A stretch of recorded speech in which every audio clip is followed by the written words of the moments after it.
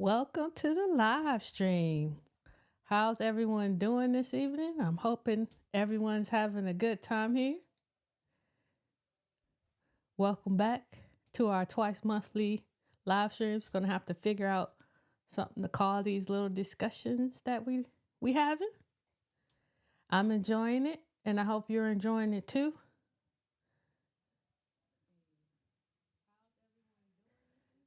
And so let's start off before we get to the main topic. All right, of where's Big Mama at? I want to go over really quickly about the walking program.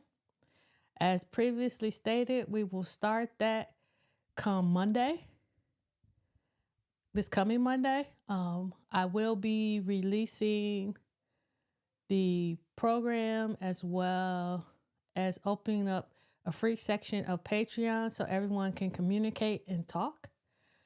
The only thing left for me to set up for us to get ready is it was recommended to me to look at an app called Step Up, which will help us all keep track of our steps and see who's working and how much they're working based on where they started. So like I said, that will be coming out Saturday morning. To prepare for that, I'd like to ask you guys to sign up, and so that you'll know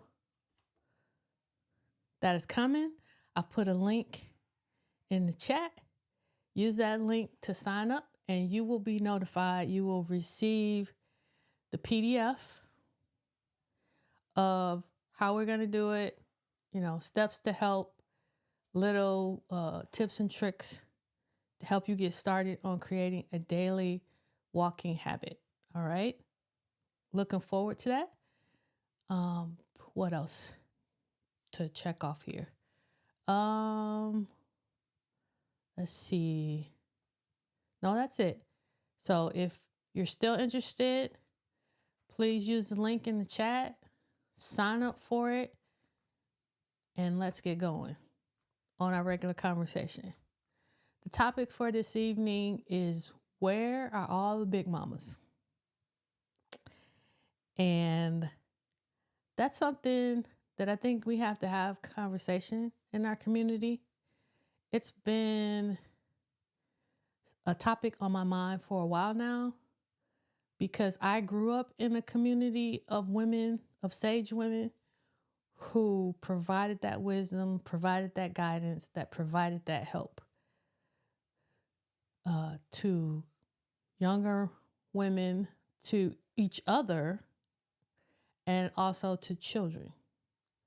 I grew up surrounded in a village of these types of women. And as I see now, women of my age group, or even before then, that grandmothers are becoming younger and younger.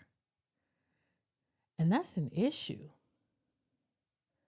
Because as we look at some of the statistics that they've recently started tracking, is that our grandmothers are getting younger, starting at age between 40 to 45.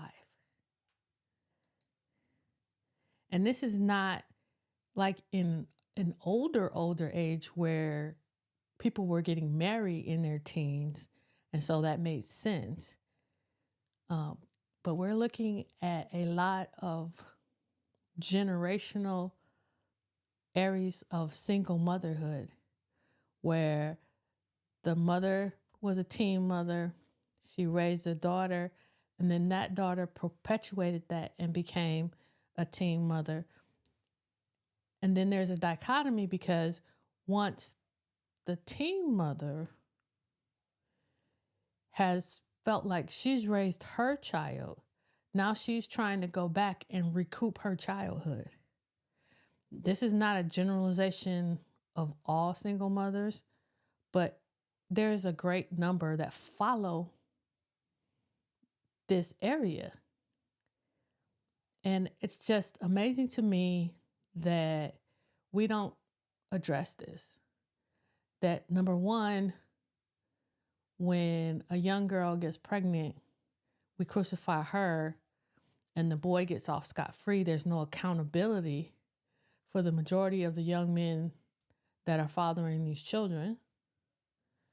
Second of all, we're not helping or training these young women to be good mothers, but also supporting them so that they can still get an education, so that they can still properly provide for these children. That they're not struggling working 2, 3, and sometimes as many as 4 jobs just to keep a roof over their head. And if they end up having more than one child, then the oldest child, especially the oldest female child, ends up becoming the mother to her siblings. So we're stacking issues on top of issues. So I'm really interested in what people think about this dilemma that we're in, and how do those of us who are older or getting older, as they like to say, of a certain age, how do we extend a hand? How do we extend grace? And at the same time, I guess, extend a boot as well to get these people to see, these young people to see that they have value, they have worth, that having a child young doesn't mean your life is over, your life has to end. But it does mean you have to step up. And we need to be able to extend the hand, to extend grace, to step in and provide wisdom and help them to see the bigger picture. Because I think that's the missing piece. Whether you have children or not, you at a certain age, you have a level of wisdom. You've seen good and bad. You've seen good and bad marriages. You've seen good and bad parenting. You've participated, hopefully, and supported people in your own family. So you know what you're seeing. And you need to be able to provide that guidance and that wisdom. I'm even now, as a woman of a certain age, I still miss that village of women that I grew up in. And I miss them sitting on the steps, especially in the summertime, listening to them talk, because it wasn't about gossiping about someone. A lot of times they looked at situations and dissected the situation and said, what would have been the proper way to handle this? What would have been the right things to say? And many of them were women of faith, and they would say, well, what does the Bible have to say about this? What can we learn so that if it happens to someone who is near and dear to us, that we can step in and be the hands and feet of Jesus serving that person? So I'm really at a conundrum of, how do we really fix this? How do we, I say we as the church, do that for the women in our church before we even think about going outside the church? Because we're one of the biggest culprits of condemning women, especially young girls who get pregnant, and then we let the boys slide. There's no accountability there. And we want to condemn the young ladies and kick them out or make them sit in a back pew somewhere. Where's the grace? Where's the love? Where's the understanding?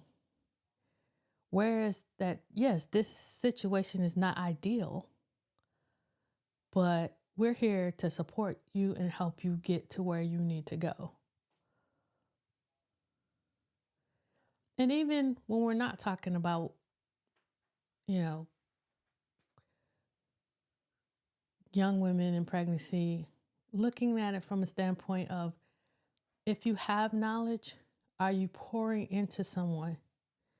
Are you sharing? Are you helping them so that they don't have to make the same mistakes you made?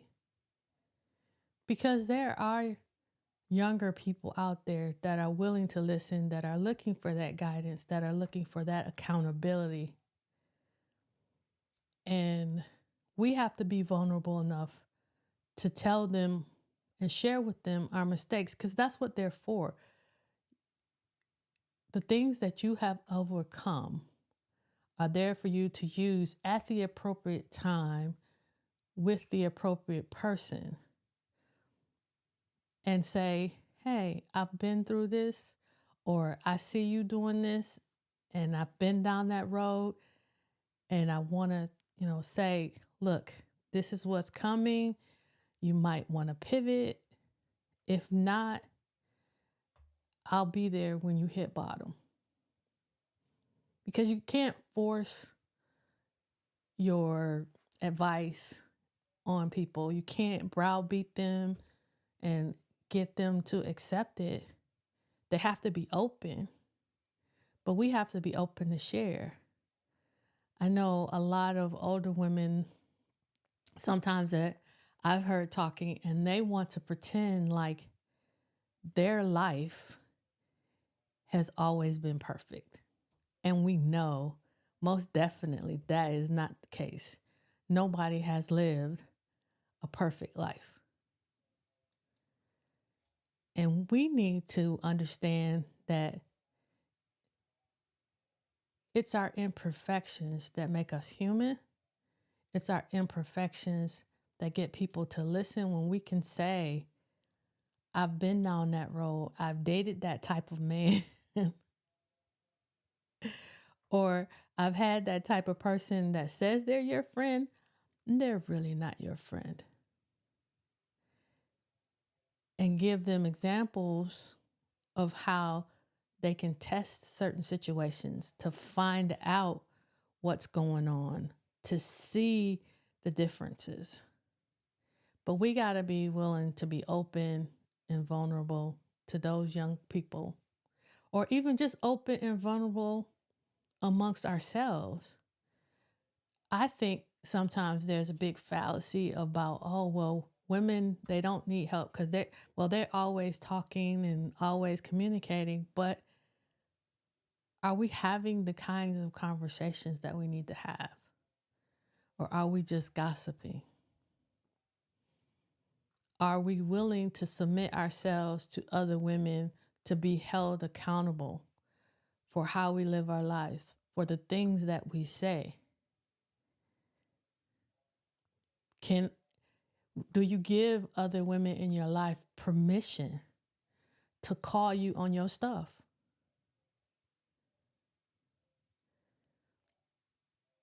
Don't pretend like everything has always been perfect, because it has not. It really has not. And it's through the trials, the tests, the pitfalls that you've become strong, that you are now way wiser than you were before. And you can share that. You can be a part of the greater picture of helping people to do better. So that was a conversation I wanted to have this evening. Unfortunately, it must be a bad night. No one showed up in the live. But I do want to say for sure that we need to start having these kinds of conversations. We need to be open. We need to be real. First with ourselves, and then with the people in our inner circles. Because as they say in the church, your test later becomes a testimony. So what testimony can you give? What life can you help shape? Who can you help cross over the bridge instead of burning it down. You're not looking at your stories or what you're sharing to be a stage for you to go, oh, look what I did and look where I came from and this, that, and the third. But you do want to use it as a way for the right person in the right situation to say, you are not alone. Other people have gone through it. Other people have survived. Or I see you going down this path. I've traveled that road. And I promise you that's not a road you want to go in. That's a dead end. So we have to be open and honest and share this. So again, I want to thank those of you who watch on replay. Please comment below. Give me some ideas on how older women can be better, how younger women can seek out advice and wisdom, how we can be better friends among ourselves and supporting each other and each other's children and grandchildren, to not let them fall by the wayside. How can we extend grace? Or how can we be an example, even if that person has not given us access? But how can we be an example in how we live our lives and makes ourselves attractive so that person will seek us out? How can we shine a light so that people who are in the dark will be drawn to the light? Again, we're doing our walking challenge. It is starting next Monday, and I need you to go ahead and sign up. As we stated before here, this is the link you need to do to sign up so that you can get the email so that I can provide you with the PDF and other information that you'll be getting during the program. I'm excited about it. As you know before, I'm doing 100K in a day in 24 hours challenge in September. So I've already started training. So I'm not going to participate directly in the program because my steps go up continuously each week. And it's much higher than what you guys are going to be doing. But I want to help you develop a daily walking habit to extend your longevity. And like I said, you sign up, I'll send out an email on Saturday morning and you will get a PDF like this with this cover on it. And we will definitely get started. Maybe we need to set up a live for that Monday to go over some things to see if there's any questions, or maybe it'll have to be Sunday so that we can be prepared for that Monday. Want to definitely be excited and prepared for that. Also, if you want more interesting information about Black women, their issues, their histories, their stories, please feel free to sign up for the newsletter. And that link is now in the chat where you can go to sign up to join the newsletter. And I think you will really enjoy it. And as always, for everything I do, I want constructive criticism. I want feedback, what you love, what you don't like, anything you want me to talk about, look into, because I'm a lifelong learner, a lifelong student. I love to learn. I love to go down the rabbit hole and find out things. But I think learning isn't just for me. It should be shared. And also when I share it, it helps me retain it even further so I don't lose it. You know how you read it and it's kind of like it goes in your mind and comes out. So we want a good place to share that. Also, please feel free to check out our podcast. If you do video, it's right here on this channel, the Knowledge Gumbo podcast. But if you're an audio person, I've just put a link also in the chat so that you can go to your favorite audio podcast platform and sign up. So this is me signing out, and I appreciate hey Oz. Hey Oz. I was just signing out. I've already talked about what I was going to talk about, and I'm kind of getting ready to get out because